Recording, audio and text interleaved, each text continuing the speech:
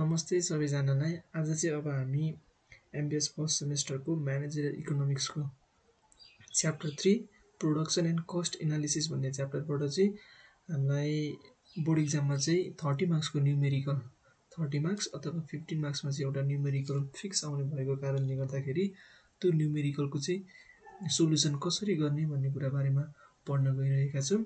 So यो चाहिँ हाम्रो अस्मिताको ओल्ड इज गोल्डको पेज नम्बर हाम्रो पेज नम्बर 102 को। अनि यो चाहिँ लास्ट इयरको जुलाई अगस्तको सेमेस्टरलाई चाहिँ सोधेको क्वेसन हो।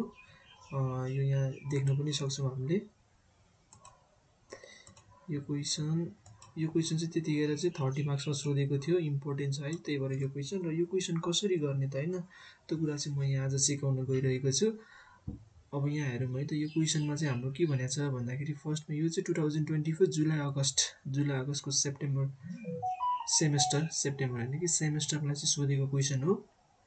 ए नम्बरमा हामीलाई के भन्यो भन्दाखेरि इन्ट्रोड्युस कप डगलस प्रोडक्सन, यानि कि कप डगलस सिडी प्रोडक्सन फङ्सनलाई चाहिँ इन्ट्रोड्युस गरेर त्यसपछि how does it help to measure factors intensity, output elasticity and MRTS. र कसरी मेजर गर्छ यो तीनटा कुरा त्यो पनि भन भनेको छ होइन, कसरी गर्छ त्यो पनि एक्सप्लेन गर भनेको छ। यो माथिको चाहिँ थियोरी क्वेसन हो। अब हामीलाई यस्तो के हुन्छ भन्दाखेरि न्युमेरिकलमा चाहिँ इकोनोमिक्सको न्युमेरिकलमा चाहिँ न्युमेरिकल क्वेसन भने तापनि यहाँ भनेको छ नि न्युमेरिकल क्वेसन्स भनेर भनेको छ नि होइन। हो यसरी न्युमेरिकल क्वेसन्स भने तापनि हामीलाई एउटा न एउटा पुछ्रे क्वेसन चाहिँ झुन्ड्याएकै हुन्छ, झुन्डिएर नै आउँछ थ्योरीमा है, थ्योरी लेख्नुपर्ने। सो यो क्वेसनको चाहिँ ए नम्बर भनेको चाहिँ कम्प्लिटली थ्योरी क्वेसन हो। यसको लागि चाहिँ हामीले थ्योरी पढ्नुपर्छ, कप डगलस प्रोडक्सन फङ्सनको थ्योरी, त्यसको क्यारेक्टरिस्टिक्स, अनि त्यसपछि यतापट्टि अरू यो कसरी मेजरमेन्ट गरिन्छ यो कुराहरू पनि हामीले यो सबै थ्योरीमा पढ्नुपर्ने कुराहरू हो। त्यही भएर त्यो थ्योरी पनि पढ्नु होला। कम्प्लिटली न्युमेरिकल भन्ने बित्तिकै सबै न्युमेरिकल यानि कि सबै 30 मार्क्सै न्युमेरिकल आउँछ भन्ने हुँदैन। त्यसमा एउटादेखि दुईटासम्म होइन पुछ्रे क्वेसन आउँछ जुन चाहिँ थ्योरीसँग रिलेटेड हुन्छ। अब यहाँनिर हामीलाई बी नम्बरमा चाहिँ के छ भन्दाखेरि न्युमेरिकल क्वेसन सोधेको छ। अब हेरौँ है त के भनेको छ, क्वेसन पढौँ ल। ABC printing press is operating under constant returns to scale in long run, यानि कि एउटा एबिसी प्रिन्टिङ प्रेस भन्ने कम्पनी रहेछ, त्यसको चाहिँ त्यो चाहिँ लङ रनमा चाहिँ कन्स्टान्ट रिटर्न्स टु स्केलमा चाहिँ अपरेट हुन्छ। कन्स्टान्ट रिटर्न्स टु स्केल भनेको के हो भन्दाखेरि alpha plus beta equal to 1। Constant returns to scale भनेको यो है। यसलाई चाहिँ न्युमेरिक टर्ममा एक्सप्रेस गर्दाखेरि चाहिँ यो हुन्छ। अनि त्यसपछि अरू के भन्यो भन्दाखेरि अब यो पनि यो थ्योरी नै हो, यो थ्योरी नै भएर यानि कि कन्स्टान्ट रिटर्न्स टु स्केलमा चाहिँ एबिसी कम्पनी अपरेट हुन्छ भनेको छ। र अब मेन क्वेसन चाहिँ यतापट्टि छ, योभन्दा पछाडि production function of ABC printing press is estimated as Q equal to 100 into √k into L. अब हेर त यो चाहिँ हाम्रो प्रोडक्सन फङ्सन भयो। त्यसपछि अर्को यहाँ के भनेको छ भन्दाखेरि where Q is total output, K is number of capital and L is number of labour. एउटा हामीलाई अब यहाँ दियो प्रोडक्सन फङ्सन दियो एबिसी कम्पनीको, र जहाँ चाहिँ क्यु भनेको टोटल आउटपुट हो अरे, के भनेको चाहिँ नम्बर अफ क्यापिटल हो अरे, र एल भनेको चाहिँ नम्बर अफ लेबर हो अरे। अब त्यसपछि अब हामीलाई ए नम्बर र बी नम्बरमा के सोधेको छ, 1 र सेकेन्डमा के सोधेको छ त्यो कुरा एकचोटि हेरौँ है त, त्यो पनि पढिहालौँ सर ल। अब बीको आई र आइआईमा के सोधेको छ त्यो कुरा एकचोटि सर र पढौँ ल।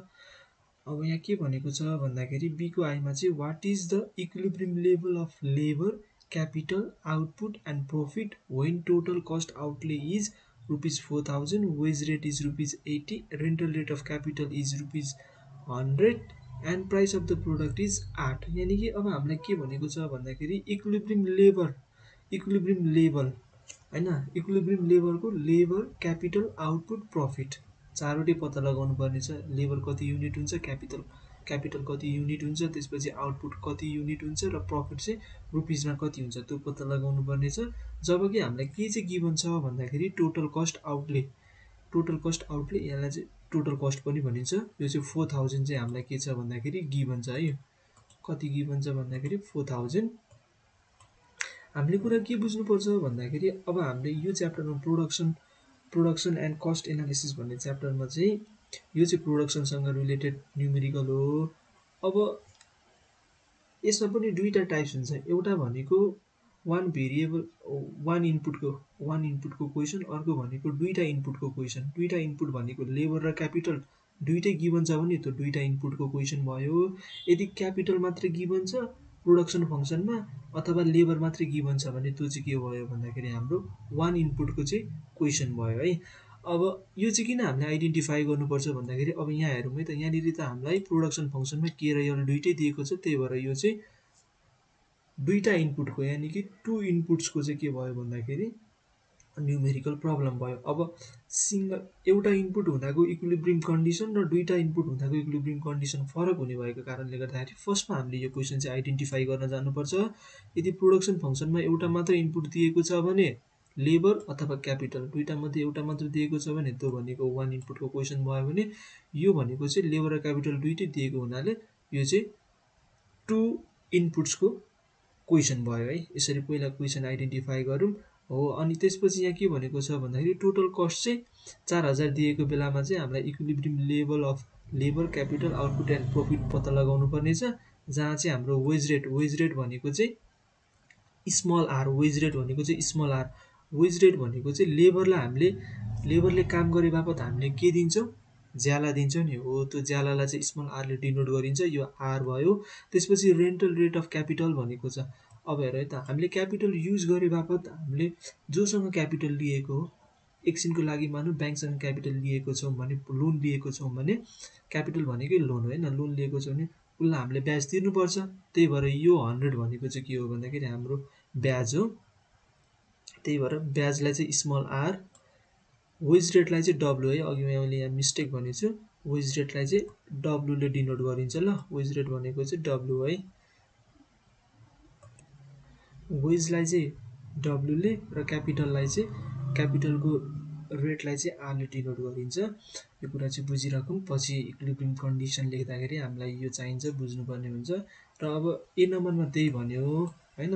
अब बी नम्बरमा चाहिँ के भनेको छ भन्दाखेरि if firms wants to double the output, how much unit of labour and capital should the ABC printing press employ to maximize profit, find the total cost and profit as well भनेको छ। अब जुन हामीले यो 1 नम्बरको solution गरिसकेपछि हामीले जति आउटपुट निकाल्छौँ नि, यहाँ आउटपुट पनि निकाल्नु पर्ने छ नि त होइन। जति आउटपुट निकाल्छौँ हो त्यो आउटपुटलाई डबल गर्दाखेरि चाहिँ क्यापिटल कति लेबर कति युज हुन्छ, क्यापिटल कति युज हुन्छ र त्यति बेलामा प्रफिट कति हुन्छ र टोटल कस्ट कति हुन्छ होइन, त्यो कुरा पत्ता लगाउनु पर्ने छ है। त्यही भएर यो सेकेन्ड नम्बरको सोल्युसन गर्नको लागि फर्स्टमा हामीले यो 1 नम्बरको सोल्युसन गर्नै पर्ने हुन्छ। त्यही भएर सिरियली गरौँ है त यसको सोल्युसन। अब हामीलाई क्वेसनले के सोधेको सबै कुरा थाहा भइसकेपछि अब हामी यसको सोल्युसनतर्फ जाउँ।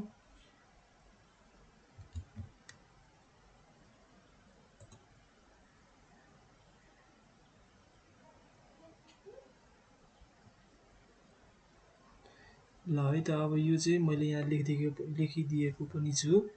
Page number 102 old is gold, latest old is गोल्डको लङ क्वेसनमा सोधेको क्वेसन हो।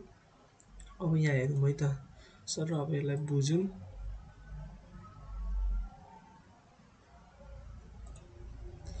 यहाँनिर हामीलाई अघि क्वेसनमा भनेको थिएँ नि मैले, कन्स्ट्यान्ट रिटर्न्स टु स्केल दिएको छ भनेर। त्यो भनेको चाहिँ अल्फा प्लस बिटा हो, बिटा इक्वल टु 1 हो। यो जस्ट मैले बुझ्दा मात्र हुन्छ, यसको इम्प्लिकेसन खासै यसमा केही पनि छैन। यो डिसिजन दिँदाखेरि चाहिँ आवश्यक पर्छ।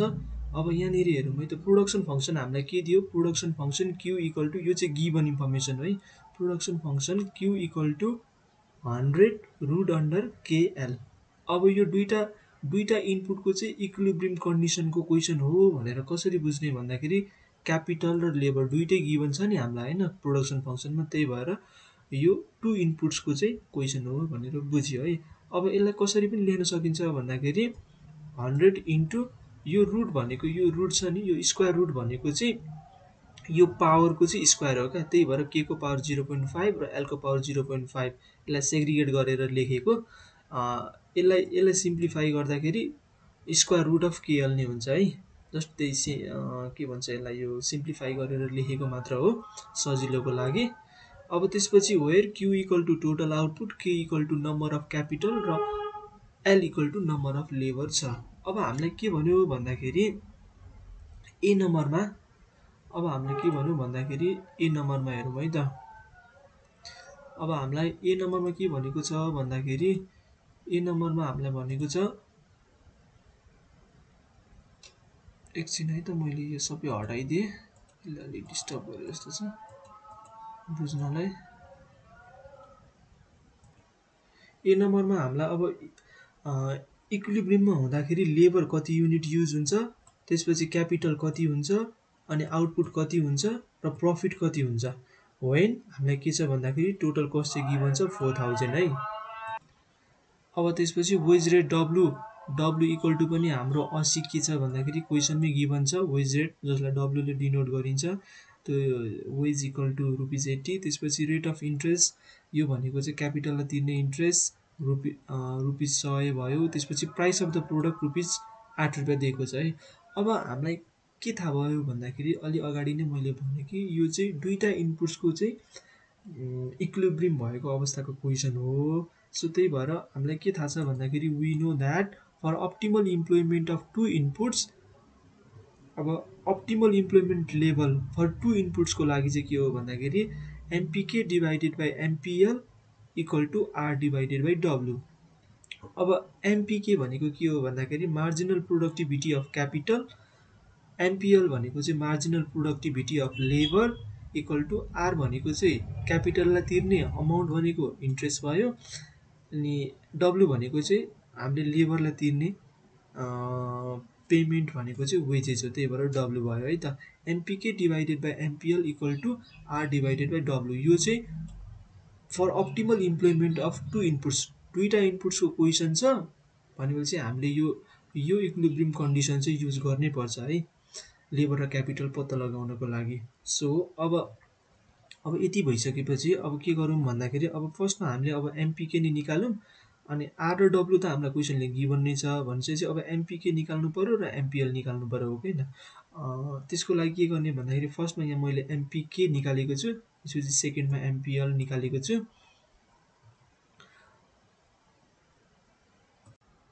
ल अब एमपिके र एमपिएल चाहिँ कसरी निकालेको छु त्यो कुरा बुझौँ है त। सिम्पल, हामीले जहिले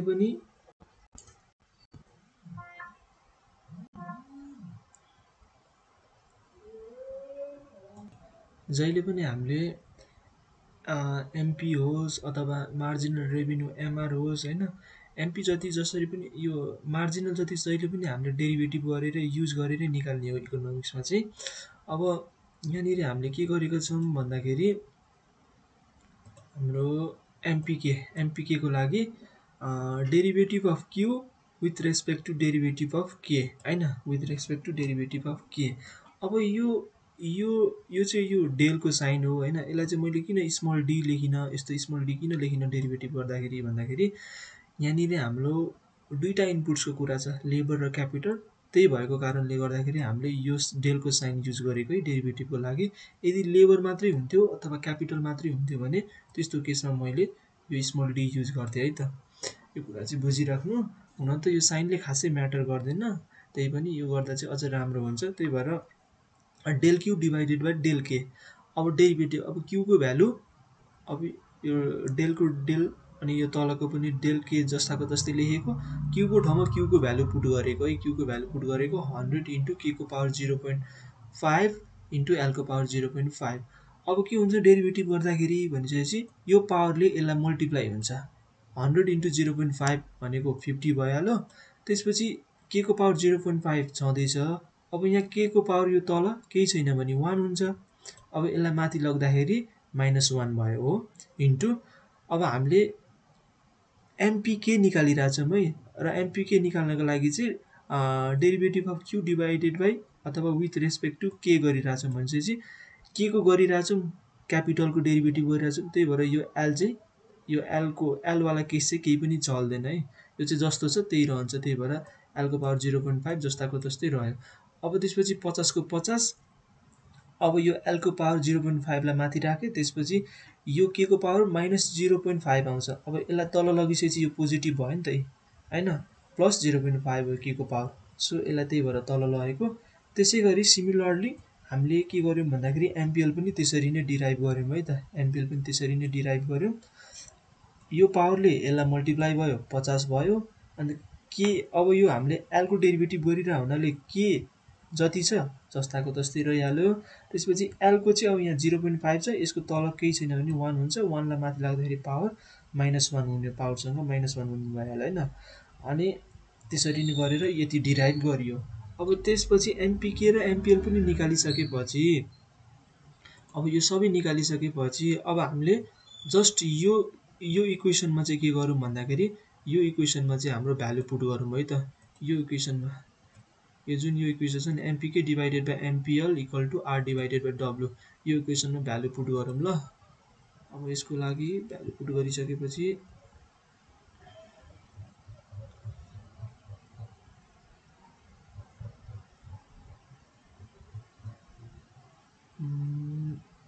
मैले यो किलोमिटरहरू सबै हटाएँ एकचोटि ल। हेरौँ है त, अब एमपिके को ठाउँमा यति यो भ्यालु राखियो, एमपिएल को ठाउँमा यो भ्यालु राखियो, त्यसपछि आर भनेको 100 थियो त्यो पनि राखियो, डब्लु भनेको 80 थियो त्यो पनि राख्यो। अब यसलाई काटकुट गर्दाखेरि 5 डिभाइडेड बाई 4 आयो।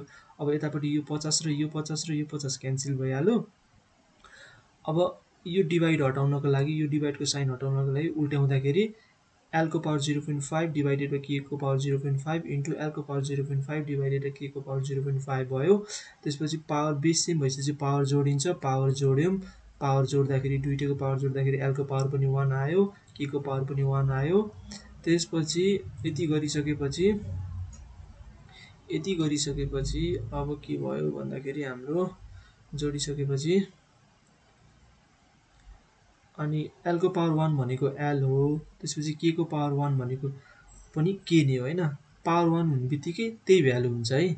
अनि एल डिभाइडेड बाई के इक्वल टु 5 डिभाइड बाई 4 भयो ल। अब यति भइसकेपछि हामीले के गर्यौँ भन्दाखेरि यहाँनिरबाट यो एल डिभाइडेड बाई के इक्वल टु 5 डिभाइडेड बाई 4, अब क्रस मल्टिप्लाई गर्दाखेरि 4l इक्वल टु 5k। अब यसलाई लेफ्ट साइडतिरै राखेर 4 लाई अर्को साइडतिर राइट साइडतिर लग्दाखेरि l equal to 5 divided by 4k, यो भनेको 5 लाई 4 ले डिभाइड गर्दाखेरि 1.25 अनि के को जस्ताको जस्तै। यो चाहिँ के आयो भन्दाखेरि l इक्वल टु 1.25k, यो चाहिँ के हो भन्दाखेरि हाम्रो एक्सपान्सन पाथ हो है। अब यो एक्सपान्सन पाथ सम्बन्धी थ्योरी क्वेसन पनि आउन सक्छ। एक्सपान्सन पाथ भनेको चाहिँ के हो भन्दाखेरि दुईटा इनपुट दिएको कन्डिसनको इक्विलिब्रियम अवस्थाको हाम्रो इक्वेसन भनेकै एक्सपान्सन पाथ हो। यो एक्सपान्सन पाथ बिना चाहिँ दुईटा इनपुट चाहिँ इक्विलिब्रियम कन्डिसनमा पुग्न सक्दैन है। एक्सपान्सन पाथ भनेको त्यो हो। अब एक्सपान्सन पाथ यति आइसकेपछि अब हामीले टिसी इक्वल टु हामीलाई टोटल कस्ट, अघि नै मैले भनेको थिएँ कि गिभन इन्फर्मेसनमा 4000 गिभन छ भनेर, टोटल कस्ट इक्वल टु 4000 राखेँ। त्यसपछि अब टोटल कस्टलाई सी पनि भनिन्छ।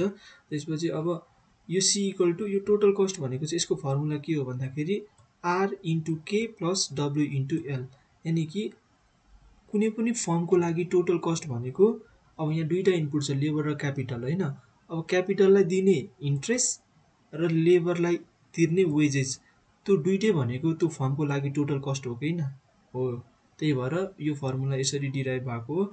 अब भ्यालु राख्दाखेरि यो भ्यालु राखियो, त्यसपछि आएर अब यहाँबाट के को भ्यालु निकालियो, के को भ्यालु निकाल्दाखेरि के इक्वल टु 20 युनिट्स आयो, अनि के इक्वल टु 20 युनिट्स आयो, यानि कि क्यापिटल चाहिँ 20 युनिट युज भएको रहेछ।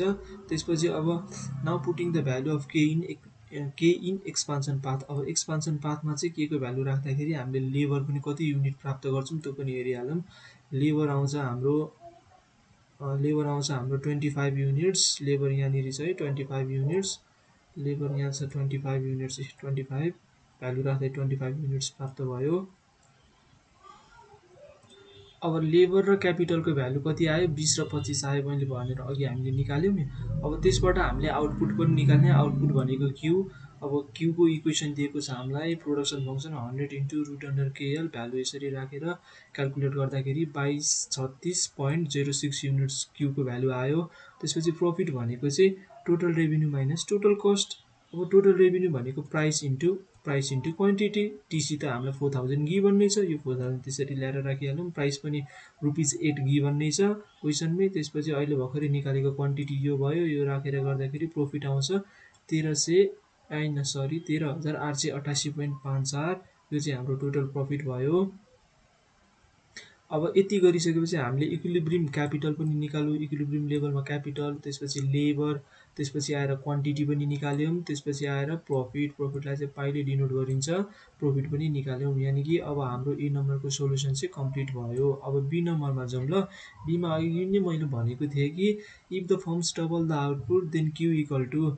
अब फर्मले चाहिँ के गर्छ भनेको छ भन्दाखेरि आउटपुटलाई चाहिँ डबल गर्छ भनेको छ। यानि कि यो जुन हामीले सुरुमा निकालेको छौँ नि 2236.06 युनिट्स, अब यसको डबल आउटपुट हुँदाखेरि क्यापिटल कति हुन्छ, लेबर कति हुन्छ, प्रफिट कति हुन्छ र कस्ट कति हुन्छ भनेर चाहिँ बी नम्बरमा सोधेको छ। त्यही भएर यसको डबल आउटपुट भनेको 4472.12 युनिट्स भयो। अब त्यसपछि अब यति हुँदाखेरि लेबर, क्यापिटल, प्रफिट र कस्ट चाहिँ कति हुन्छ त्यो निकाल्नु भनेर भनेको छ है। अब त्यसको लागि के गर्ने भन्दाखेरि अलिकति स्क्रोल डाउन गरेँ मैले। त्यसपछि यो सबै किलोमिटरलाई हटाइदिएँ।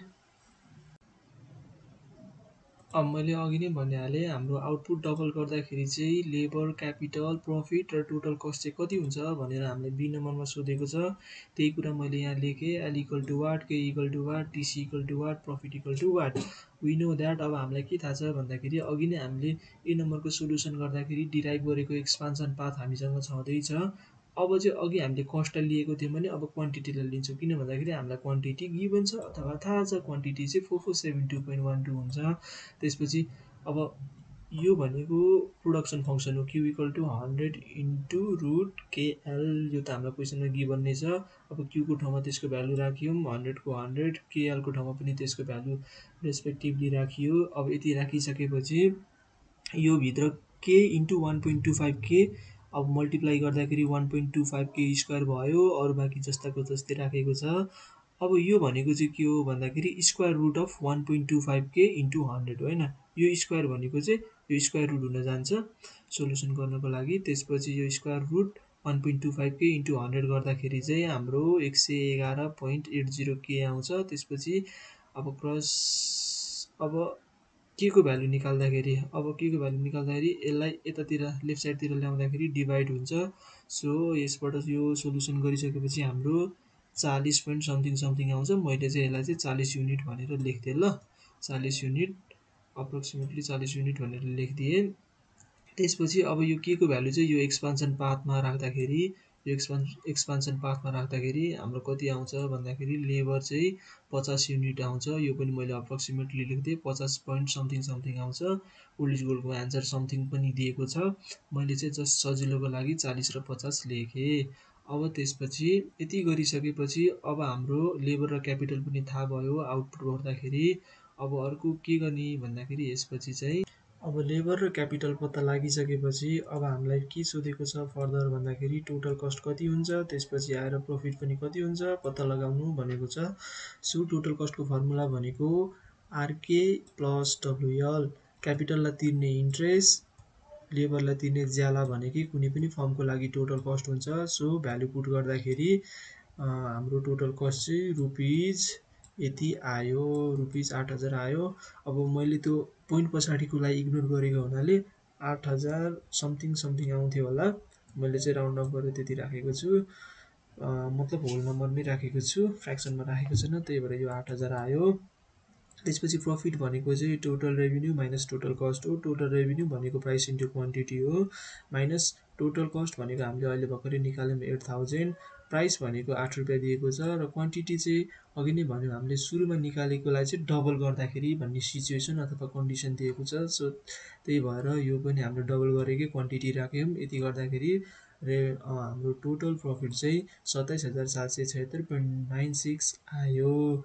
सो यसरी हामीले के गर्यौँ भन्दाखेरि बोर्ड इक्जाममा हामीलाई सबैभन्दा इम्पोर्टेन्ट क्वेसन यो च्याप्टर 3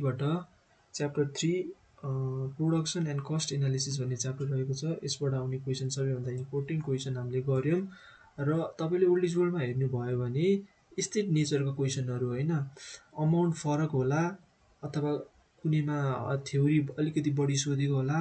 अब जस्तै यो कप डगलस प्रोडक्सन फङ्सनको ठाउँमा एक्सपेन्सन पाथलाई डिराइभ गर अथवा एक्सप्लेन गर भनेर सोधेको हुनसक्छ।